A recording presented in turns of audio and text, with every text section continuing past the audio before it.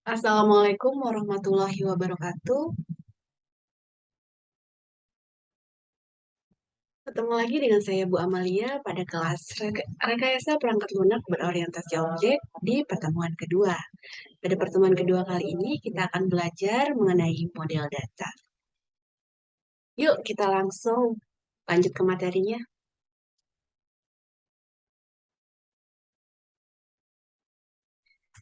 Dalam suatu rangkaian perangkat lunak, dikenal dengan yang namanya siklus hidup pengembangan perangkat lunak atau Software Development Life Cycle.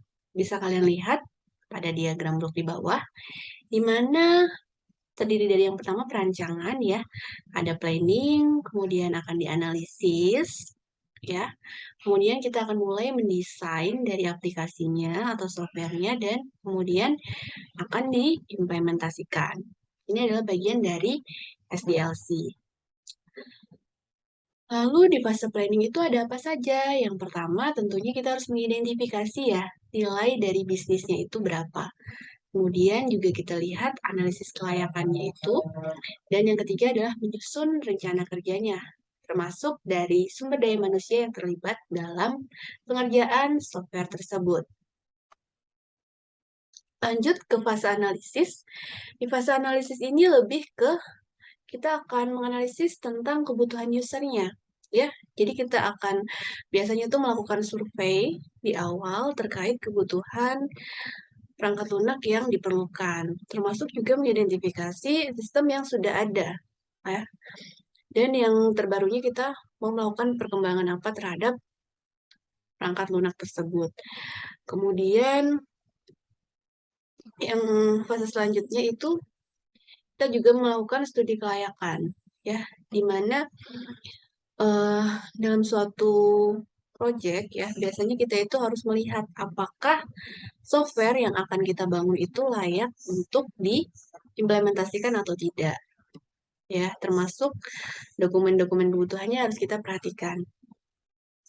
Dan hasil dari studi kelayakan itu harus menjawab pertanyaan-pertanyaan berikut ya. Contohnya, apa yang dikerjakan oleh sistem lama, kemudian apa yang harus dihasilkan oleh sistem yang baru untuk mencapai sasarannya. Contohnya seperti itu. Kemudian contoh studi kelayakan ini coba kalian kerjakan ya untuk latihan. Untuk pembuatan mesin absensi dengan RFID itu pasti mempunyai kelebihan dan kekurangan. Ini coba kalian jabarkan untuk contoh studi kelayakan. Nanti kita bahas bersama-sama pada kelas offline. Kemudian ukuran dari studi kelayakan itu juga mencakup beberapa aspek ya. Di sini ada dari aspek teknologi, ekonomi, non-ekonomi, organisasi, begitu terkait jadwal maupun yang lain sebagainya. Kemudian ada juga kebutuhan atau requirement dari perangkat lunak, itu seringkali didefinisikan ke dalam dua kategori. Yang pertama ada functional requirement, dan yang kedua yang non-functional.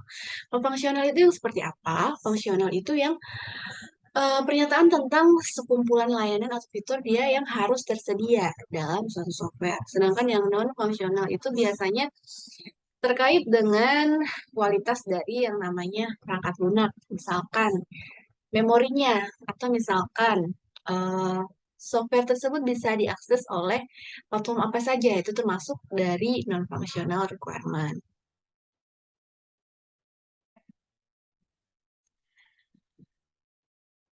Jadi untuk tugasnya mungkin kalian bisa mengklasifikasikan nih ya, daftar kebutuhan pelanggan yang masuk dalam kategori fungsional itu apa, dan yang kedua yang termasuk dalam non-functional requirement itu apa.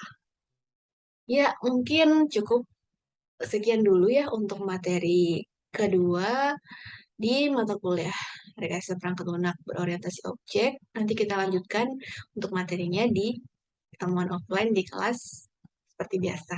Demikian untuk materi hari ini saya cukupkan. Wassalamualaikum warahmatullahi wabarakatuh.